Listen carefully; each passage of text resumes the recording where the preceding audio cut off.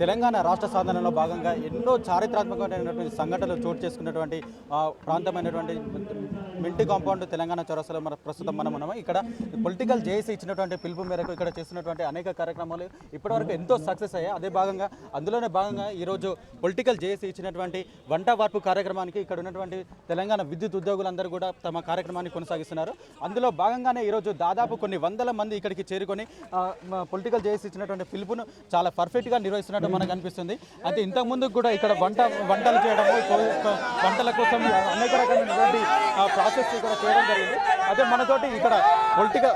మనతోటి ఇక్కడ మాట్లాడడానికి రఘు గారు ఉన్నారు. ఆయనతో ఒకసారి మాట్లాడి ఇక్కడ ఎటువంటి కార్యక్రమాలు కొనసాగించారో ఒకసారి తెలుసుకుందాం. చెప్పండి, అసలు మనం ఈ వంట వార్పు కార్యక్రమం చేయడం ద్వారా ఎటువంటి మెసేజ్ను మనం ప్రభుత్వానికి ఇవ్వాలనుకుంటున్నాం? ముఖ్యంగా వంట వార్పు అనేది అనేక లక్ష్యాలతో కూడుకున్నది. ముఖ్యంగా తెలంగాణ ప్రజల ఆకాంక్ష తెలంగాణ రాష్ట్ర బిల్లును తక్షణం పార్లమెంటులో ప్రవేశపెట్టాలని ఈ నిరసన కార్యక్రమాన్ని ఎంచుకోవడం జరిగింది. రెండోది, శాంతియుత మార్గాల ద్వారా తెలంగాణ సాధించుకోవడానికి తెలంగాణ ప్రజలు సమాయత్తం చేయడానికి ఈ వంట వార్పు కార్యక్రమం హైదరాబాద్ కుక్స్ ఆన్ రోడ్స్ అనే కార్యక్రమాన్ని చేపట్టడం జరిగింది. ముఖ్యంగా నాన్ కోఆపరేషన్ మూవ్మెంట్లో తెలంగాణ మొత్తం ఒకటే వాయిస్ తోటి కేంద్ర ప్రభుత్వానికి వాళ్ళ వాయిస్ వినిపించినా సరే కేంద్ర ప్రభుత్వం కదలలేదు. ఈ మూడో ఫేజ్ మూమెంట్లో ఈ వంట వార్పు కార్యక్రమంతో ఢిల్లీకి సెగ తగిలేలాగా ఈ ప్రోగ్రామ్ను మేము ఇక్కడ టేకప్ చేస్తున్నాము. అయితే శాంతియుతంగా చేసుకుంటుంటే ఇప్పుడు పోలీసులు వచ్చేసి వాళ్ళు కొద్దిగా ప్రొవోక్ చేసే కార్యక్రమాలు చేస్తున్నారు. ఇది మంచిది కాదు. ఎందుకంటే అక్కడ ట్రాఫిక్ ఏం అడ్డంకం లేకుండా ఇంతవరకు కూడా మార్నింగ్ నుంచి ప్రోగ్రాం నడుస్తుంది. అసలు ఎక్కడ కూడా ట్రాఫిక్ ఇబ్బంది కలగలేదు. కానీ కావాలని ప్రొవోకేటివ్ స్టెప్స్ వాళ్ళు చేస్తున్నారు.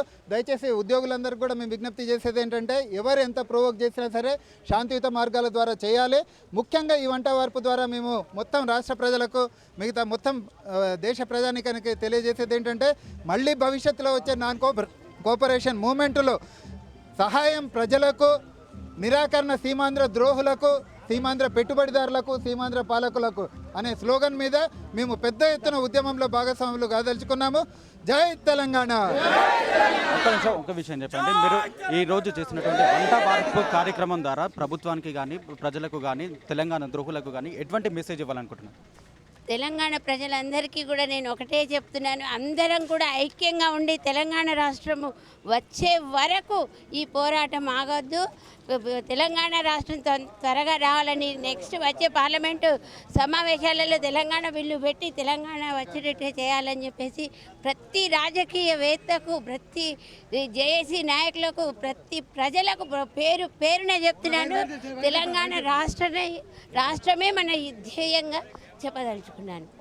ఏది ఏమైనప్పటికీ తెలంగాణ రాష్ట్రం వచ్చే వరకు ఇటువంటి కార్యక్రమాలు అంటే పొలిటికల్ చేసి ఎటువంటి కార్యక్రమాలకు పిలుపునిచ్చినా కానీ పర్ఫెక్ట్గా చేస్తాము, మా సత్తా చాటుతాము. ఇక్కడ పెట్టినటువంటి సెగ అనేది, ఇక్కడ పెట్టినటువంటి మంట అనేది ఢిల్లీలోనే హైకమాండ్కు తగిన సెగ తలిగి వాళ్ళు మన తెలంగాణ రాష్ట్ర సాధన ఆవశ్యకత ఎంత ఉన్నది అనేది అర్థం చేసుకొని వీలైనంత తొందరగా తెలంగాణ రాష్ట్రాన్ని ఇచ్చేస్తే బాగుంటుందని చెప్పేసి ఇక్కడ విద్యుత్ ఉద్యోగులందరూ అంటున్నారు.